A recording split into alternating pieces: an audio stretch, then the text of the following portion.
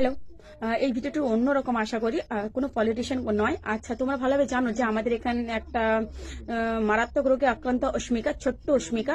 ভগবানের কাছে প্রার্থনা করে, বড় মার কাছে, বাবা মহাদেবের কাছে যেন অস্মিকা সুস্থ হয়ে ওঠে। কিন্তু এর সাথে সাথে তোমরা কিন্তু সুপারস্টার দেবকে কিন্তু খুব অপমান করছো। হ্যাঁ জানি, আমাকে এটা নিয়ে নোংরা কথা বলবে। দেখো, দেব আমাদের একজন ভালোবাসার মানুষ। যখন একজন হিরোকে তোমরা সোশ্যাল মিডিয়ায় কুৎসিত ভাষায় করে পোস্ট করছো, সেই হিসেবে তো আমি ওনার ফ্যান হয়ে একটা কথা বলতে পারি।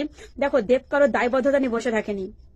এই হিসেবে যদি আমরা দেখতে চাই, অস্মিকার মতো অনেক শিশু রয়েছে যারা মারাত্মক রোগে আক্রান্ত। আরো তো টলিউডের অনেক হিরো রয়েছে। আচ্ছা, তাদেরকে নিয়ে কেন সোশ্যাল মিডিয়া আপনারা পোস্ট করেন বলতে পারেন? তাদের কাছে তো যেতে পারেন।